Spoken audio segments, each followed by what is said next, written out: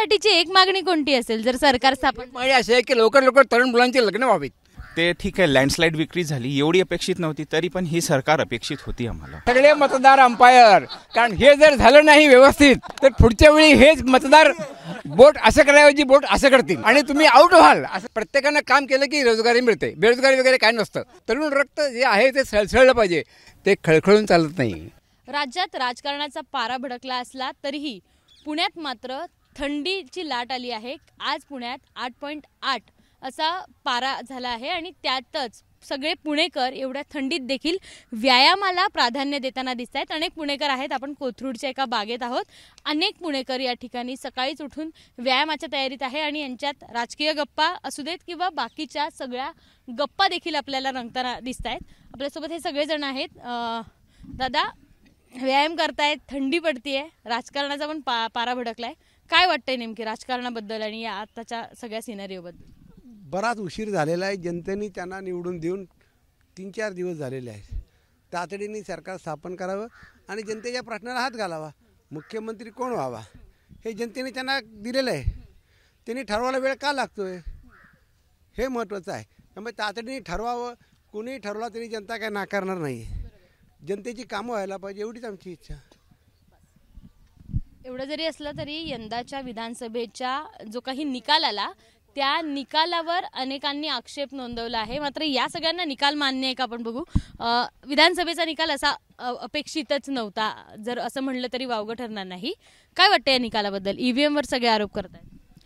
ईव्हीएमचे जे आरोप आहेत माझ्या हिशोबाने ते तर चुकीचे आहेतच आणि निकालाबद्दल आम्ही खुश आहेत. ते ठीक आहे, लँडस्लाईड विक्री झाली, एवढी अपेक्षित नव्हती, तरी पण ही सरकार अपेक्षित होती आम्हाला. हो हो हो, 100%. तुम्हाला काय वाटतं? बीजेपीचं सरकार परत येणार हे माहिती होतं आणि ते आलं परत बहुमताने. पण इतक्या सीट्स मिळतील, इतकं सगळ्या इतक्या झपाट्याने सीट्स वाढतील असं वाटलं? हो, वाटलं होतं. हो हो हो. पत्रकारांनाही याचं सगळ्या या संदर्भात माहिती नव्हतं किंवा इतक्या अपेक्षाच नव्हती या सगळ्याची, तरी जनतेला सगळं माहिती होतं. हो हो, बरोबर आहे. लाडकी बहीण योजना यावेळी मोठ्या प्रमाणात कामात आली असं सगळ्यांचं म्हणणं आहे. आपल्यासोबत ताई पण आहे. महिलांनी यावेळेस जास्त प्रमाणात मतदान केलं आणि त्यामुळे भाजपला फायदा झाला असं म्हणलं जात आहे. तुमचं काय मत आहे महिला म्हणून? हो, बरोबर आहे. सगळ्या महिलांनी त्याचा खूप लाभ घेतला म्हणजे, आणि गरजेचं होतं त्या बायकांना. म्हणजे नाही, पैशांचं नाही, पण ते लाडकी बहीण योजना छान आहे म्हणजे त्या बायकांसाठी. महिलांसाठी आता कोणती अपेक्षा आहे तुमची सरकारकडनं? असंच त्यांना कायम मानधन मिळत राहावं, म्हणजे की जेणेकरून त्यांचं पुढचं भविष्य उज्ज्वल राहील असं. आपल्यासोबत एक काका आहे. खरं तर हे सगळ्यात ज्येष्ठ दिसत आहेत, पण सगळ्यात तरुण पण हेच दिसत आहेत. काका, सरकार स्थापन होईलच, मात्र इतका असा निकाल लागेल असं अपेक्षित होतं तुम्हाला? नाही, अजिबात नाही. पण मी सांगू का, राजकारणामध्ये मतदार हा राजा असतो आणि तो कधीही काही करू शकतो. हे या निवडणुकीतून झालेलं आहे. कारण एकदा बीजेपीला 400 पारचा धक्का बसला, त्यानंतर हे लोक सावध झाले आणि यावेळी ना संघाचा पण खूप पाठिंबा मिळाला, RSSचा पाठिंबा मिळाला आणि लाडकी बहीण ही योजना अतिशय म्हणजे सगळ्या लोकांना आवडली, सगळ्या बायकांना आवडली आणि सगळ्या बायका त्यावर खुश होत्या. ते चांगलं का वाईट हा मुद्दा वेगळा. पण त्यानंतर बाकीचे लोक पण म्हटले आम्ही 2100 देऊ, आम्ही 3000 देऊ. याचा अर्थ ते त्यांना 1500 रुपये त्यांना मंजूर होते, त्यामुळे ते झालं. पण त्याच 1500ला यांनी आरोप पण केले होते की हे सरकारच्या खात्यातनं पैसे देत आहेत वगैरे. ते शेवटी सरकार कुठून पैसे देते? कुठलीही गोष्ट तुम्ही बघा सरकारकडनं झालेली असते ती तुमच्याकडनं पैसे घेते. GST काय, टॅक्स काय, इन्कम टॅक्स काय, सरकार पैसे आणतं कुठून? सरकार काय व्यापार नाही आहे. सरकार जनतेकडून पैसा घेतं आणि जनतेकरता वापरतं. फक्त चांगल्या पद्धतीनं वापरून जनतेला त्याचा फायदा होतो. आणि ह्याला आता वेळ का लागला याचं तुम्हाला मी कारण सांगतो. राजकारणामध्ये नेहमी पेशन्स हा अत्यंत महत्त्वाचा असतो.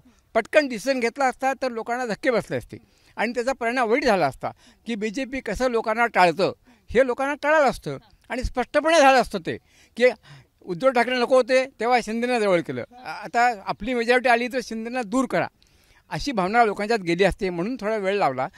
बाकीच्या लोकांची पण तोपर्यंत 4-5 दिवसात मेंटल स्टॅबिलिटी येते, त्यांचा मेंदू थोडा स्थिर होतो आणि त्यांना जाणीवपूर्वक समजायला लागतं की ज्यांचे 132 सीट आहेत त्यांना खरोखर अधिकार मिळायला पाहिजे.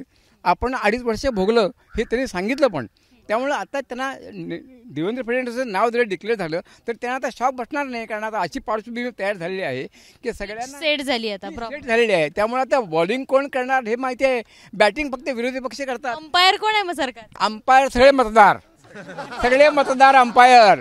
कारण हे जर झालं नाही व्यवस्थित तर पुढच्या वेळी हेच मतदार बोट असं करायची बोट असं करतील आणि तुम्ही आउट व्हाल. असं अंपायर मतदार आहे आणि हे खरं आहे. तर अशा पद्धतीनं हे सगळं होणार आहे आणि आपल्या महाराष्ट्रात सगळं चांगलं होणार आहे. पण त्याचबरोबर लोकांचं आरोग्य चांगलं राहावं म्हणून आम्ही जसं आलो तसं सगळ्या लोकांनी बागेतून आपले पहिला व्यायाम करावे आणि आपली तब्येत नीट ठेवावी. राजकारण ह्याला सेकंड प्रायोरिटी तुमचं वय किती आहे? माझं वय 78 78. वाटत नाही 70. अर्थात हे आजोबा आहेत, आता त्यांना आजोबा म्हणायचं की नाही असा मला प्रश्न निर्माण झालाय. पण हे सगळे कोथरूडकरांना मुख्यमंत्री कोण हवाय? अजित पवार हवेत, एकनाथ शिंदे हवेत की आपले देवाभाऊ? देवाभाऊच हवेत. आणि जी आता योजना चालू केलेली आहे लाडकी बहीण, ती अशीच कंटिन्यू सर्वांसाठीच असावी. किंवा ठराविक लोक, आता इलेक्शन संपलेलं आहे म्हणून मग त्या योजना काढून घेतली झाली, ठराविक लोकांनाच मिळावी असं होऊ नये. तर ती सर्वांसाठीच ती पुन्हा चालू राहावी ही इच्छा आहे.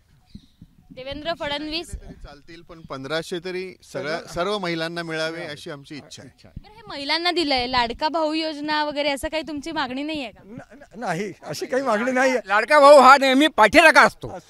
प्रत्येक भाऊ हा पाठीराखा असतो, कारण भावाने बहिणीला द्यायचं असतं, भावाकरता कोणी करायचं नसतं. सगळे भाऊ. पुरुषांसाठीची एक मागणी कोणती असेल जर सरकार स्थापन? मागणी अशी आहे की लवकर तरुण मुलांची लग्न व्हावीत.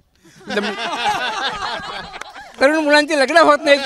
काही आमदार म्हणाले की आम्ही आता लग्न पण लावून देऊ. तर हे जर केलं तर लाडके भाऊ खुश होतील. सॉरी, पण कोणते आमदार असं म्हणाले? आता माझ्या लक्षात नाही, पण एक आमदार असं म्हणालेत की मी शेतकऱ्यांची तरुण मुलांची मी लग्न लावून देईन असं ते म्हणालेत. असं जर झालं तर आमच्या मुलाबाळांचं कल्याण होईल, त्यांची लग्न होतील. बेरोजगारी पण वाढली. बेरोजगारी आहे बघा, प्रत्येकानं काम केलं की रोजगारी मिळते. बेरोजगारी वगैरे काय नसतं. ज्याला काम नाही करायचं त्याला बेरोजगारी, जो काम करतोय त्याला रोजगार. त्यामुळे तुम्ही जर काम केला तर तुम्हाला रोजगारी मिळते. अहो, रिक्षावाले 30-40 हजार रुपये कमवून फ्लॅट बांधतात, मग आपल्याला काम करायला नको.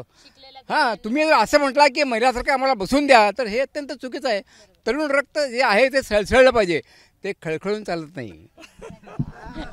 तरुण रक्त आहे ते सळसळलं पाहिजे, ते खळखळून चालत नाही. आणि अख्ख्या या सगळ्या कोथरूडकरांना म्हणू देत किंवा पुणेकरांना देवाभाऊ म्हणजेच देवेंद्र फडणवीस हे मुख्यमंत्री हवेत. आणि त्यासोबतच तरुणांची बेरोजगारी तर मिटावीच, पण तरुणांची लग्न देखील व्हावी अशी या सगळ्यांची अपेक्षा आहेत सरकारकडनं. आणि या अपेक्षा पूर्ण होईल अशी अपेक्षा आपण देखील बाळगूयात. कॅमेरामॅन राजेश बिडकर सह शिवानी पांढरे, एबीपी माझा, पुणे. एबीपी माझा, उघडा डोळे बघा नीट.